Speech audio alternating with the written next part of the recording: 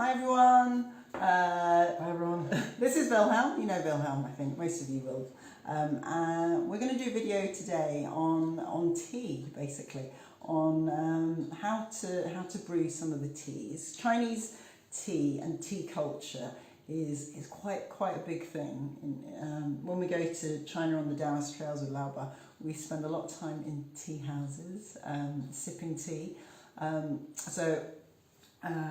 Wilhelm likes his tea, and he's got all the equipment. So I thought we'd do a video on how to get the best out of your tea, and we'll look at some of the different types of tea there is available as well. So what we're going to brew today? We've got quite a selection, but we'll start with a little bit of white tea, aged white tea actually. So we only have a little bit left of this, but it's good shit, that's why. it's a fermented tea, so it's a little bit different from fresh white tea.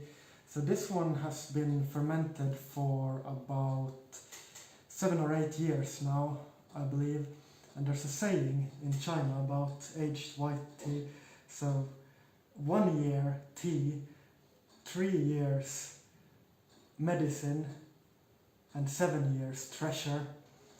So the longer you age it, the more precious it becomes, and the more beneficial it becomes as well for your health as you drink it. And where's the ranking of this white tea that we're going to have today? So this would be considered a treasure. I believe. So 7 years or more.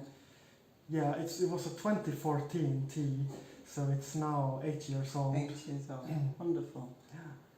So we're just gonna get a fresh Guy 1. So we'll be talking about the equipment that we use as well. This is a medium-sized Guy 1 for brewing tea.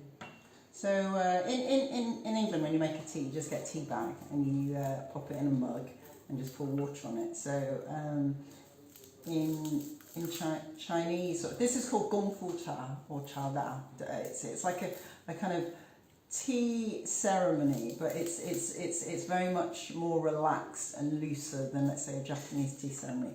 There's certain processes that you always do. So Wilhelm's sort of breaking up the tea now, and he's putting it in the Gai Wan, which is like a big bowl with a lid.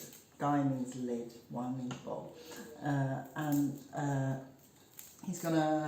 you're gonna do a rinse, aren't you? You're gonna wash the tea. Yes. How much tea are you putting in? So I'm putting about 5 to 7 grams for a medium-sized Guy 1 like this. So this is almost enough, but because the leaves are a little bit loosely arranged, I'm going to put a tiny bit more. And this little tool as well is very useful. So you can use a pick like this, or you can use a knife with a sharp tip, just to get into the tea and break it apart. And you want to try and preserve as much as possible the integrity of the leaves to get the best flavor, so you don't want to break up the individual leaves. You're just kind of prizing it open from the cake. So you use a little tool like that for pu'er tea as well. So teas that are kind of produced and made into like a cake. There's quite a lot of kind of tea paraphernalia with when you get into tea, but it's not all necessary. I mean, you can just do it with your fingers, but having like obviously a receptacle like this. Why would you use something like this, a Gai Wan, as opposed to like a mug or a big teapot? You know, in England sometimes you have teapots with tea cozies. Why would you use the Gai Wan instead of a teapot, let's say? Yeah, that's a good question. So there's a lot of benefits that I've discovered over the years from using a Gai 1. So the main thing is the way that we make tea when we make Gong Fu Cha is you brew it quite strong. So there's a lot of leaf in here, but you brew it for a very short time, and that allows you to get more of the different flavors of the tea as you do the different steeps. So depending on the quality of the tea, you might brew it for 10, 15, even 20 times with just one set of leaves. So it's like it's much more different to, you know, often you might get like a tea bag in England, you can only get one brew out of it. Well, this the tea is like a fine wine in China, and you can get many grades of tea, and the tea gets better. The kind of layers of the flavour kind of unfold as you drink it over time, and with the different brewings, and obviously, as Wilhelm's mentioned, with the white teas, with the pu'ers, the teas age and mature like a fine wine over time, and the flavours get deeper, and they become more prized. So the value of the tea goes up over time.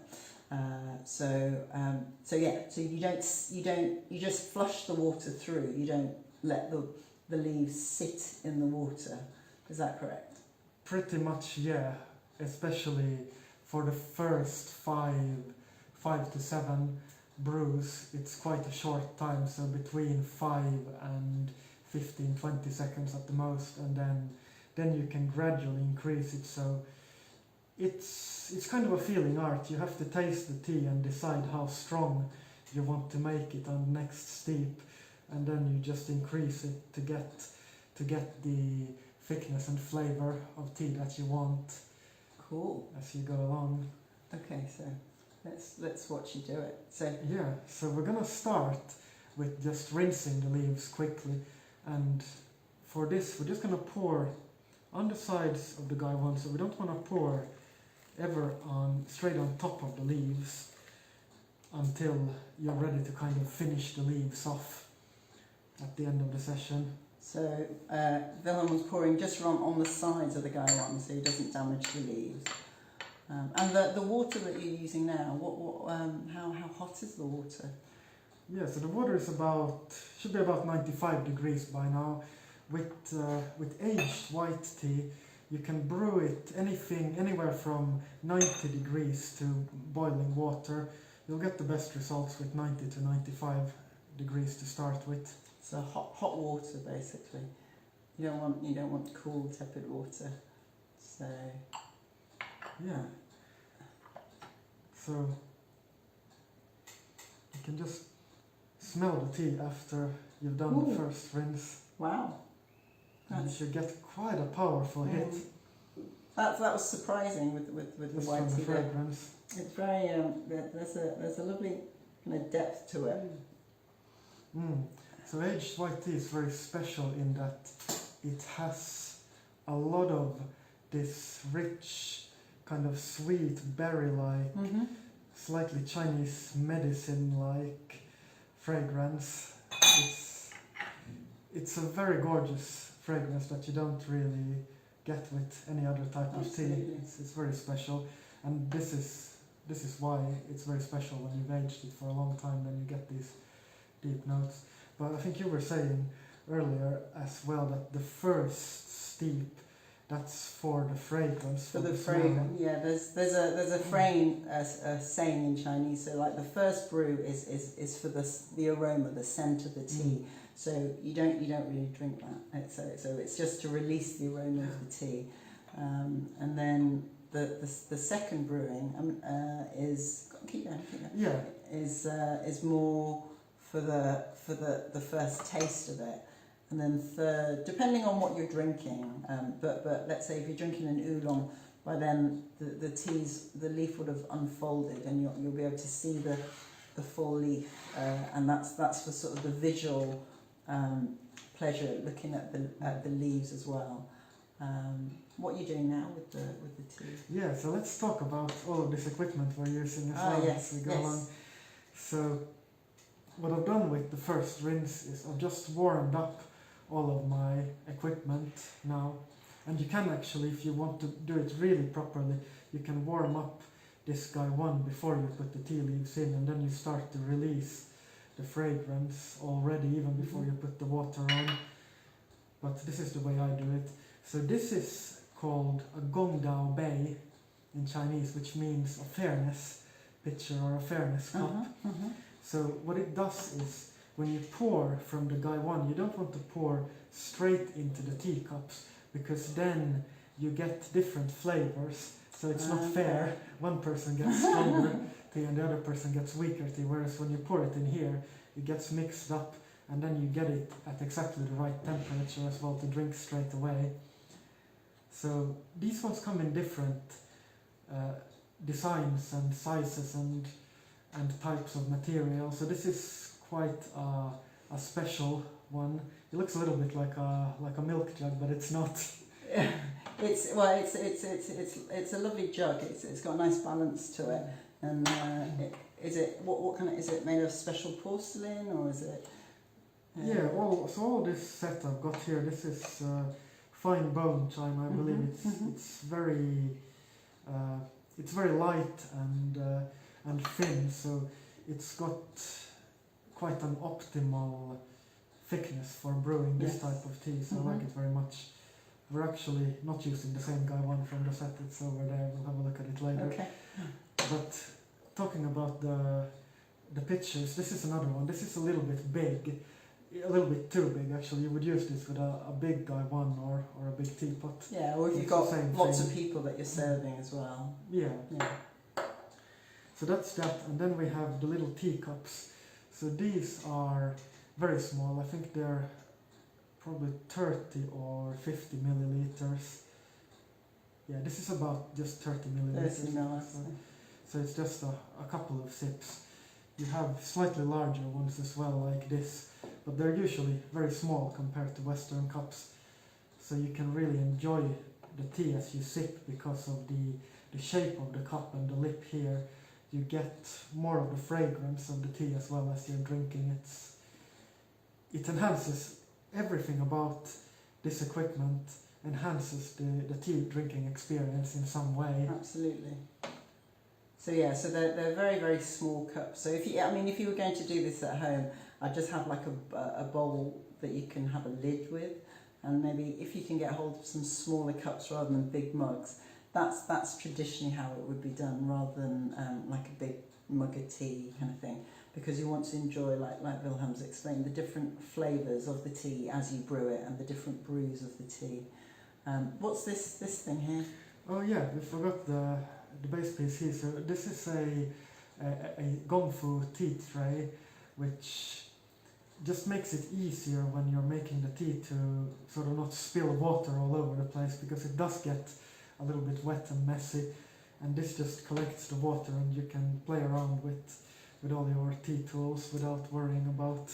Yeah, they have. I mean, this is a lovely one. It's very basic. It's got some slats in so the water can fall through, and then you can empty the water later on.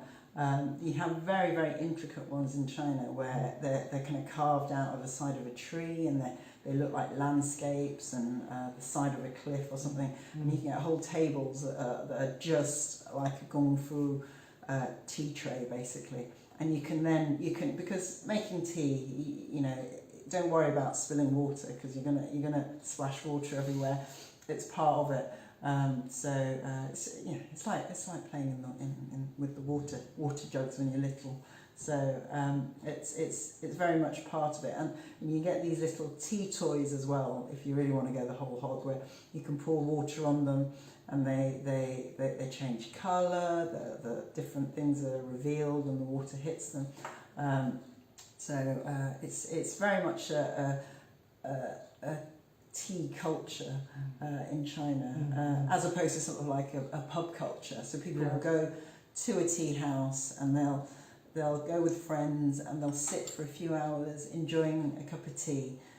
So a cup of tea will generally, be £20-30 for a cup of tea, but then you're buying the brew as well, and the time that you're kind of spending at the tea house, and you're enjoying the flavours of the tea while being in a beautiful environment. Or usually you have a beautiful woman pouring the tea, doing the Gong Fu Cha for you with nice music.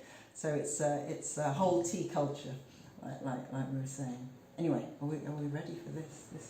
Yeah, and that's what I like about doing the tea this way as well, that I can sort of bring that tea culture home, and whether I'm with friends or by myself, just enjoy the tea over a period of time, and even if I'm working or doing other things, it's very easy to just have a sip of tea once in a while and have this by my side. Or then if we're all having tea together, then it's a really nice way to spend time together with others as well and enjoy the tea together. Absolutely. So we're going to pour the first brew now. It's the same thing as before. The water should just be at 90 degrees now, so it's quite optimal. We're just gonna pour on the side of the cup here, and we'll give it 10 seconds. The leaves have had plenty of time to open up now because we've been talking. So the flavour should come out quite nice. So we can talk about the way to pour the tea as well. So this is the way I like to do it. 2 fingers on one side, thumb on the other, and then with the index finger I just hold the lid in place so there's an opening here. And then I'm just going to use a filter because it comes with the tea set. That just filters out any of the kind of bits of the tea. And I just tip my hand over like this to pour the tea out through the opening. And then if I suspect there's a bit of water left in the leaves on the other side, I can also do this. So same thing, I grab the cup and then I'm just going to use the knuckle instead on the index finger to hold the lid open here like that.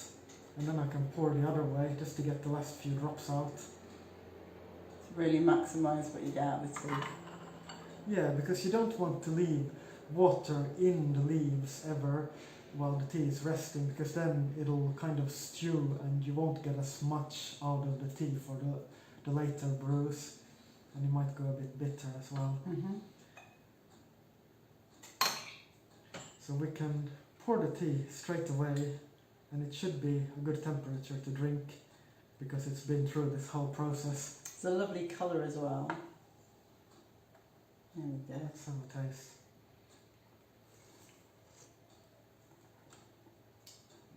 That's very strong. It's good, it's good. It's got like Wilhelm was saying, there's a slight Chinese medicine kind of astringency to the tea, but I like that. It's kind of like refreshing. Very nice, the white tea. So currently it's well, we're close to Qingming, which is a time in the traditional Chinese calendar where it's sort of indicating that you're getting past spring. Qing is like clear and Ming is bright, and usually just the kind of few weeks before Qingming in March is the start of the tea picking season for spring. So there's certain teas that are picked in spring. If you think of teas in China, they're as seasonal. So there's sort of certain seasons where certain teas really come into their own. And in spring, they tend to pick white teas.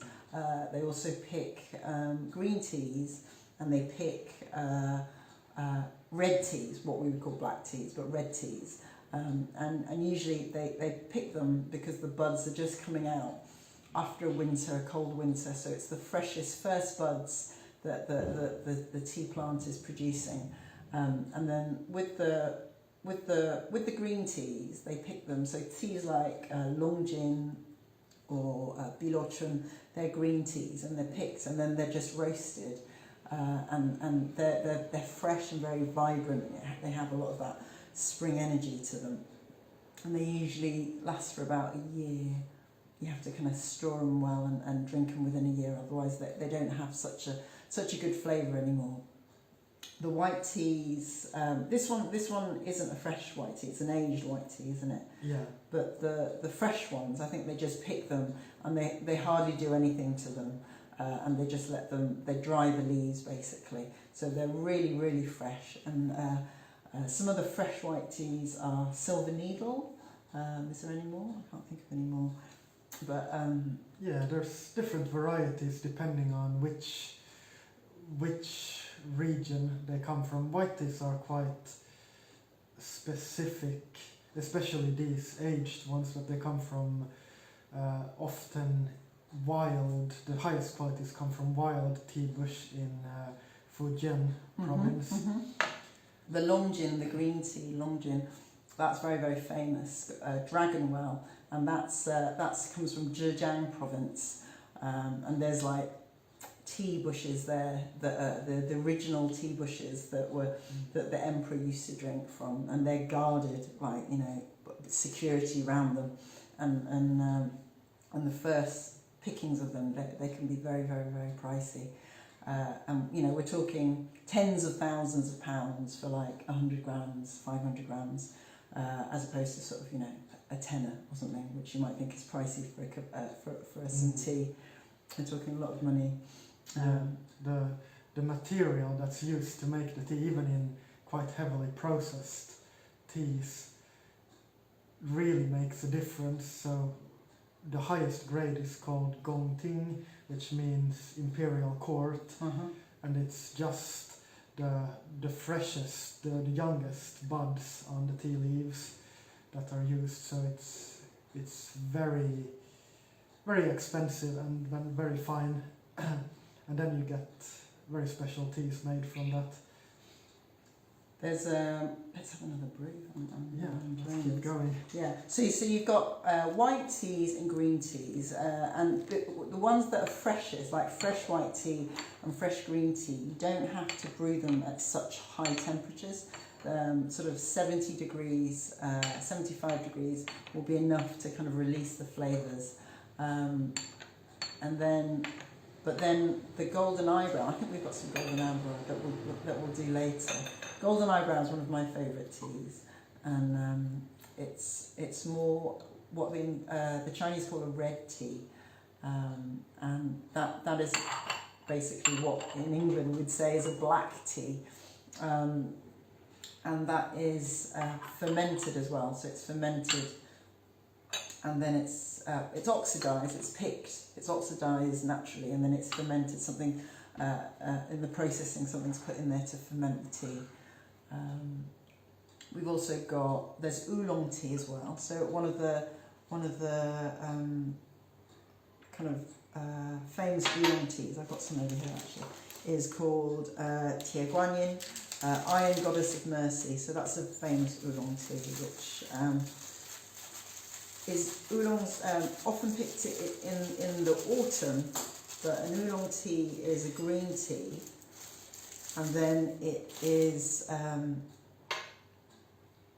roasted like a green tea would be, and then it's rolled, I don't know if you can see here, and then it's semi-fermented, so it's not as fermented as a black tea, but the little buds are rolled, and then the rolling process breaks down the kind of cell of the tea membrane, and then it allows the kind of fermentation to occur. But this is very, very popular, oolong tea. Oolong teas are very interesting because there's a very big difference between lightly fermented or lightly roasted and a heavily fermented or heavily roasted oolong. So you can get ones that are like Tie Guanyin. It's very similar to a green tea. It's just a little bit deeper in flavor, but then you get some that are closer to a red tea or a black tea, especially Taiwanese oolongs. Yeah, the Gaoshan chas from Taiwan. They're very they're much more, they're kind of thicker, heavier. I tend to like those better.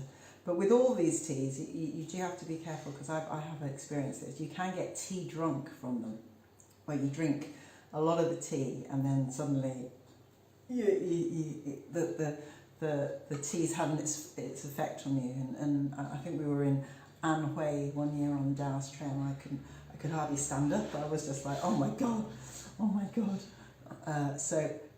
Often they'll have little tea snacks that you have with the tea to sort of, so like drinking, like don't go to the pub on an empty stomach. It's make sure you have a little bit of food while you're having the tea, if that's all you're doing, drinking tea basically, because you can get tea drunk.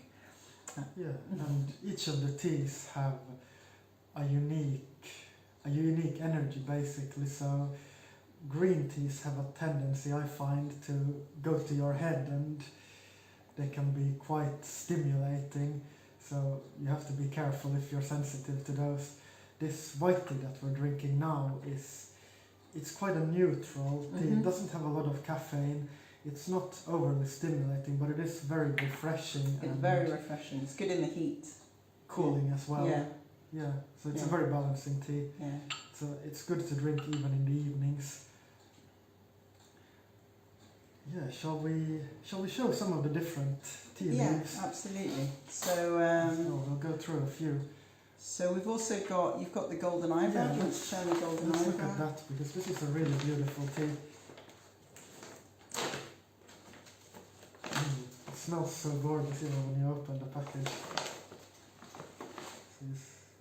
So Okay.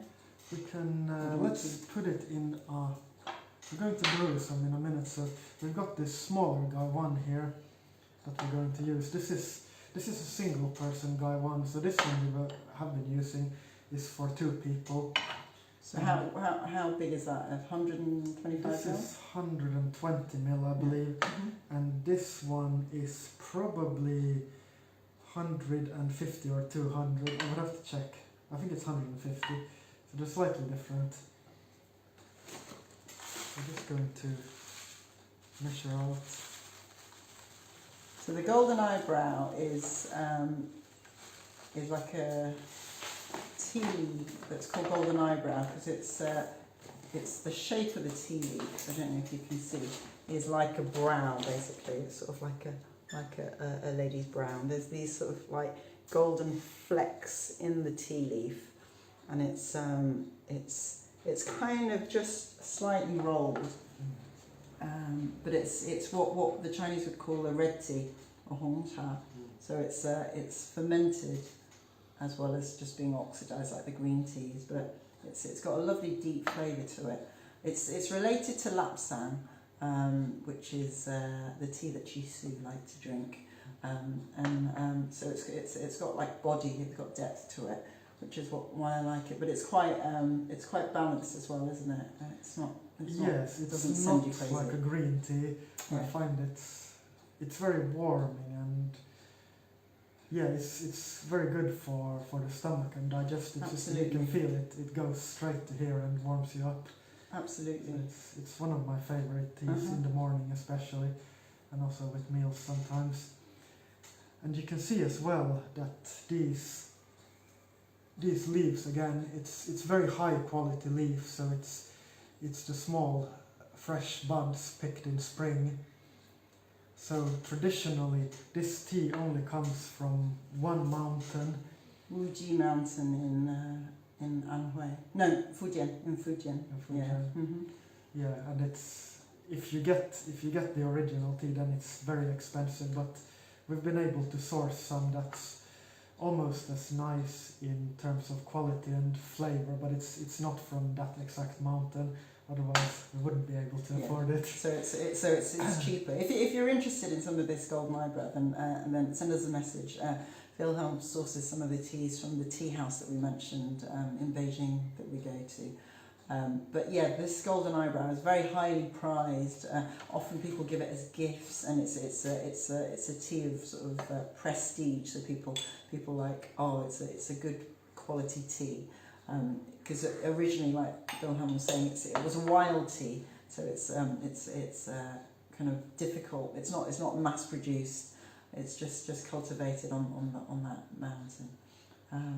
So, how hot is the water normally for the golden eyebrow? 90 degrees is ideal to brew it. So we're just going to rinse the leaves first. Let's see, where's the what this one? Yeah. We just need a lid for this. There we go. So same thing, we're going to rinse the leaves quickly. I'm just going to come.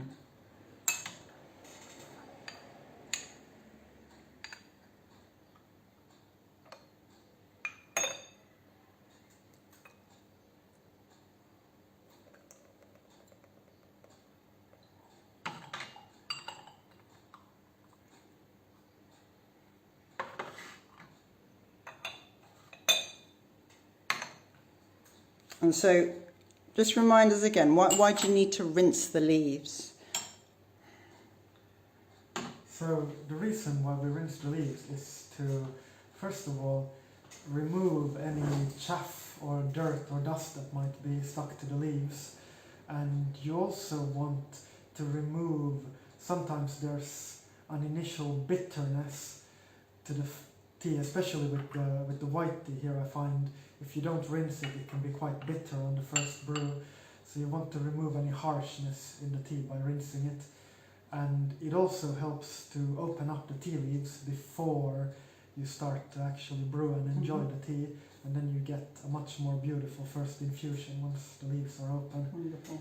So again, we can give it a little sniff. Oh wow, that's beautiful. There's loads of notes there. It's sort of floral, and there's like a sweetness to it. But I always think that it's sort of chocolatey, the tea. But it's very, very gorgeous. Let's smell that again. It's actually, you don't even need to drink this tea. You can just sniff it. The scent and the aroma of the tea is really, really lovely. So we're gonna go straight ahead with the first brew. This water should already be quite a good temperature now. So again, it's pouring the water just on the side, so you don't damage the leaves straight off. And again, we'll give it about 10 seconds. It's up to preference. 10 to 15 seconds on the first brew tends to work best if you're using this method. And so, with the water that you're using for the teas, what are you just using? Tap water? What kind of water are you using? Yeah, so let's talk about the water. You want the water to be as soft as possible, so you don't want to use hard mineral water with lots of magnesium, calcium, other minerals in it, because that will disguise the flavor of the tea, so you won't be able to taste all of the flavors in the tea. It'll go a bit flat. So a good way to, if you can't get hold of the best possible water, a good way to get it softer is to use either, this is oak charcoal, I believe. You can buy this on Amazon, or then you can use bamboo charcoal, which I believe is the best, most effective for softening the water. Both work very well, and you can buy this on Amazon as well. And you just leave it in a jug with the water for 8 to 24 hours, or however long you want, and then the water will be gorgeous and soft, because this absorbs all the minerals and hardness in the water, and it'll come out really soft and sweet, perfect for making tea. This is how anal you can get. Okay. Not just any old water. In China, it's the same. You see them; they have sort of big tubs of kind of spring water, they call it, what they use to make the tea. And the quality of the water is very, very important. Sometimes when we go to temples, they offer us like water out of the well from the temples, and often the water is very, very sweet, and the quality of the water is very, very important. Yeah. So if you don't want to go to all that trouble and you just want nice water to enjoy your expensive tea with, then Volvic water, I find, tends to work best. That's the sweetest and softest of the bottled waters. And you do want to get a quality mineral water anyway to start off with, if you can. Although, yeah, the tap water in some parts of England isn't too bad if you filter it and use charcoal. So you can go that route as well. Cool. Right, let's taste this golden eyebrow. Wonderful. So, can you see the colour of the tea there? It's got like a sort of rich redness to it, which is why they call it a red tea in China, rather than a black tea, but a red tea. Wow, that's lovely. Yeah, it comes out of the gate very, very full of rich flavour. It's like a golden sunrise on a field of wheat, or it's a nice way of describing it. It's gorgeous, and there's a nice mellowness to it as well. Yum. What's this? What's this? I'm not sure they can see this in the so shot. let's talk about some of the other alternatives you have for the equipment. So this is just a little teapot, and it's a Gong Fu teapot as well. So it's very similar to using a Gai 1, but it's simpler. So if you wanted to brew tea in this, all you have to do is pour the water in, wait 10 seconds as usual, and then you can just, with this one you have to hold the lid so it doesn't fall off, and it's a one-handed one, so you just do it like this.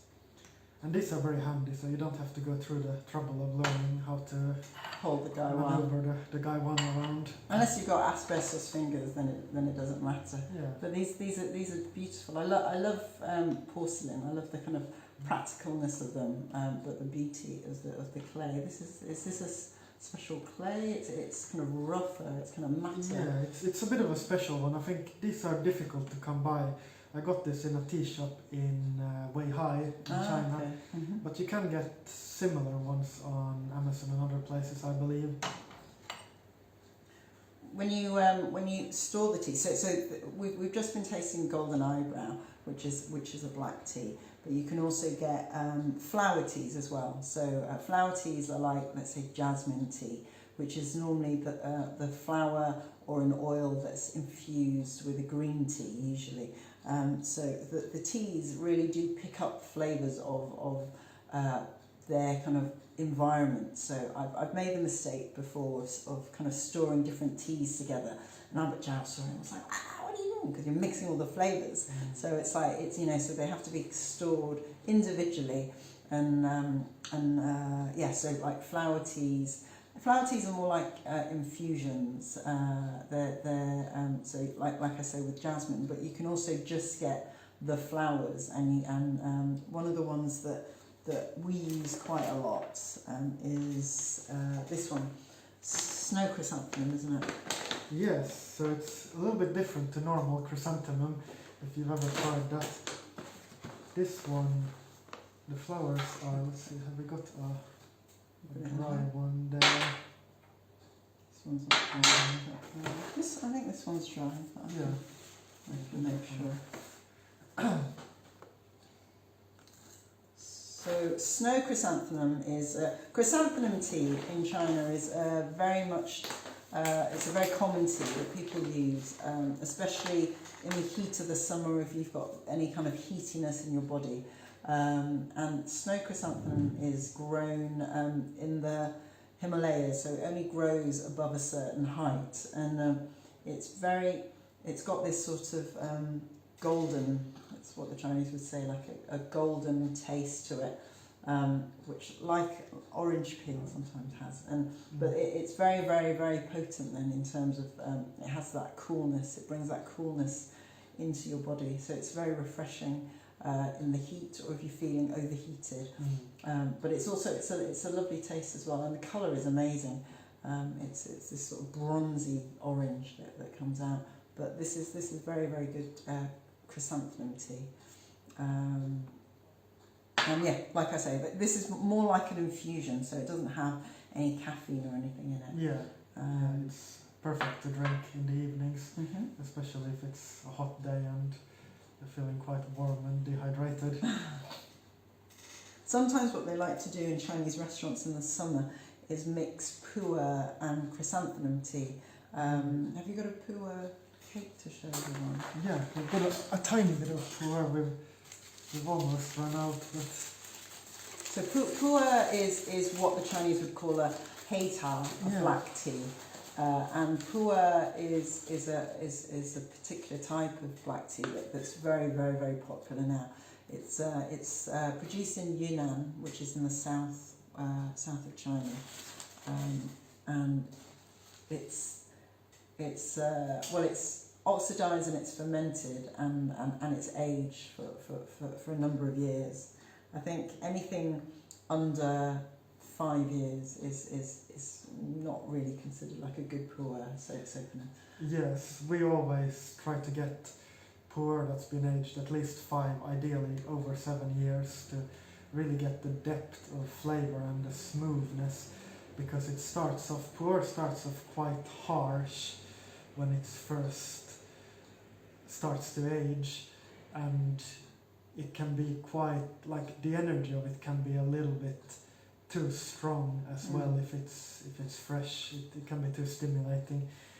So there are actually two different types of pu'er. There's the older, more traditional type, which is raw pu'er. So this is a very high quality raw pu'er cake here, and it's less processed, so it's more like a green tea. You can see that the colour is kind of green, and the leaves, that you can see the whole leaves in the cake, and it's quite light, isn't it? Yeah.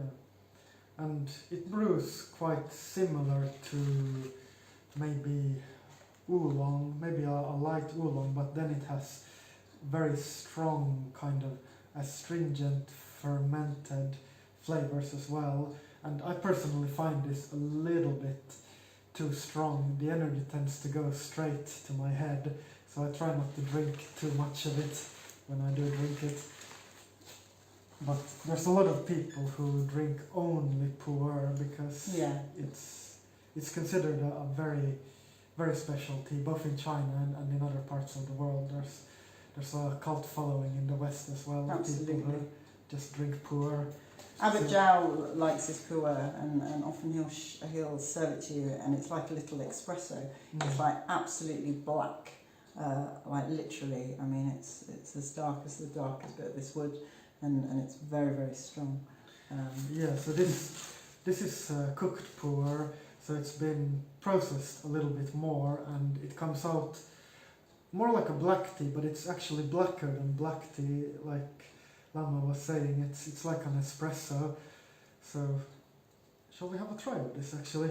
Yes, if you want to, up to you. Otherwise I was going to ask you to make some more tea, because, let's do the pu'er as well, then we can show what it looks like. What do you need? Let's use, we'll use this one actually. Maybe just put that in a dry one. So we'll use another small guy one here. So pu'er, it's a tea that traditionally they used. That you can travel with this tea because they make it up into these little balls and these cakes. And again, they store very well, especially if you keep them in like an air, a kind of container that has a little bit of air around it, has airflow around it. And then they age with time because the air gets into the tea and keeps fermenting with whatever they put in the tea. And this is something that they would take with them and travel. Often the tea that we get, we think of China tea in the West, but it would be a black tea, because the black tea is the tea that they put on ships, and they would sail them across to Europe. So it would be, that's what we think of as tea. But there's many different types of tea, obviously. But the fresher tea is hard to store and for people to appreciate. But also, like we were saying before, the kind of black tea that you get in the West, the quality of the black tea is really, really far down the notch, because it's like, basically, it's like the cuttings off the floor. It's like they keep all the whole leaves and the fine buds for the domestic market, and then the kind of sweepings off the floor of the table here that they sell to the West. So,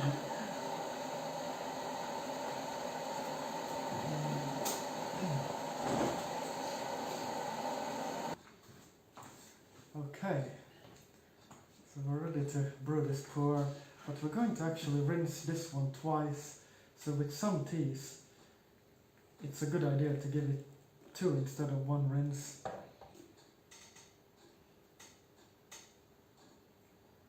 do you want this one? It's okay, we only have 1 lid for this one, unfortunately. So pu'er is often a tea that's served in Chinese restaurants. So if you go to a Chinese restaurant, there's 2 menus. There's like menu for the Chinese people, menu for Westerners, and tea's the same. So often Chinese people will order pu'er tea because it's good to have with a meal. It aids the digestion, it helps your metabolism.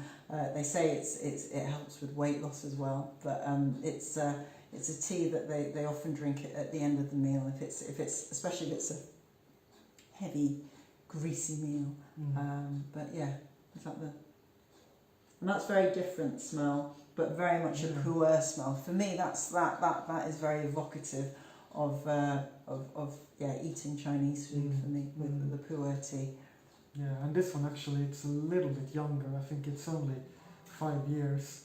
It's got a little bit of initial harshness, so that's why we're going to just rinse it twice to get rid of that harshness before we start to brew. And with the cooked pu'er as well, you can brew it with boiling water or recently boiled water, whereas raw pu'er, it's between 70 and 80 degrees to start, and then you build up the temperature as the leaves open up more. And so basically, the rule of thumb is the more kind of processed the leaves are, then the kind of hotter the temperature of the water.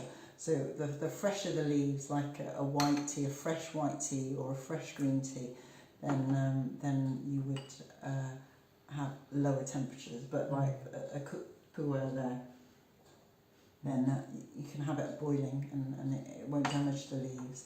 And if you look at the colour of the pu'er here, it's much darker. I don't know if you can see. I mean, this is the rinse. Is that the rinse? yeah, so it gets even darker than this.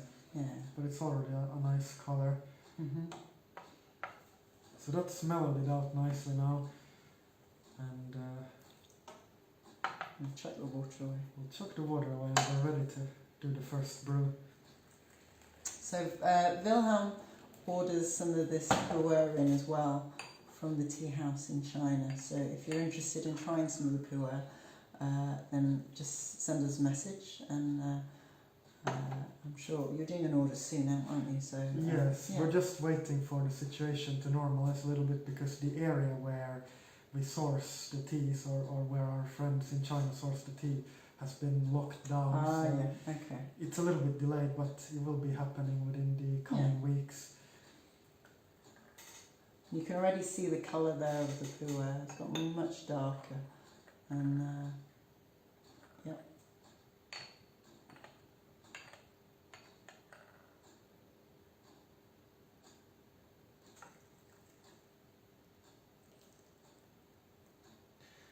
And so the format of pu'er, when we order it, it comes in these types of tea cakes, a little bit larger than this one actually. They are usually 357 grams, I believe, each one. And you can buy them and just store them, as we were saying, and they increase in value over time. And often, like I was saying, people give them as gifts, and you know, you can get 25, 30, 50-year pu'er. It's not expensive to buy, but you can make your own. Yeah, it's a big thing in China and other parts of the world to actually buy and hold pu'er as an investment, and they have a whole tea market, like a stock market for teas in China as well. And recently pu'ers and other fine teas have only been going up in price over the last couple of decades, I believe. So I have to think of it in the long term. But the difficult thing with investing in fine tea is that you'll often find it doesn't last very long. Wilhelm likes to drink his investments. Excellent, look at that. Much darker with the tea there. Thank you.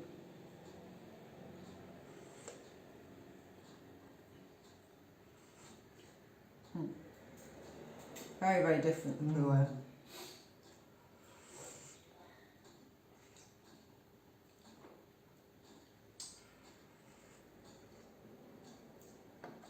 This is a very nice tea to sip in small, very hot sips. Yeah, absolutely. Rather than gulping it down in one, like a shot. And it's got a very different mouthfeel as well to the golden eyebrow and the other teas we've tried. Absolutely. It's thicker, isn't it? There's more body to it. It's a lot thicker, and it's got a bit of a nice sort of dryness to it as well that helps to clear the palate of any greasiness in the food if you've been eating greasy foods. So it's very good after a big meal. Yep, very, very nice. In terms of the flavour, it's maybe a little bit of an acquired flavour because it's just so different from any other type of tea. Again, this tastes a lot like the woodlands. It's got like a little bit of barky, woody flavours, mushroom flavours. Yes, yeah, okay. Now you say that, I get that. For me, I mean, I grew up with pu'er, so I know the flavour, but yeah, definitely that kind of woodland that you were saying. I can pick the mushrooms and the bark. It's a little bit like drinking a whole tea tree with the roots. Yeah, if you imagine like going for a walk inside a wood and you've got all that sort of debris under your feet and the moisture in the air and the humidity, it's like drinking all that in one. It's very evocative of being in the woodlands for me. Excellent. Wow, we've done a few teas now, haven't we? So hopefully you've made yourself a brew and sat down with us and had some tea as well. But hopefully you've enjoyed our tea conversation here. Any questions? Ask Wilhelm. And if you want to order some teas, then please do contact Wilhelm, because this is much better quality tea that you'll find in the UK. Often you'll get the pu'ers, the golden eyebrows, the white teas, and the snow chrysanthemums. Those are the ones that you usually get, don't you? Yes, this time we're going to get the aged white tea that we tried first, and then we're going to get the cooked pu'er as well that we're drinking right now, and then we're going to get the golden eyebrow as well. Really good. And if there's enough demand, we might get some of the snow chrysanthemum, but it might be more difficult to source. So let us know if you'd like some.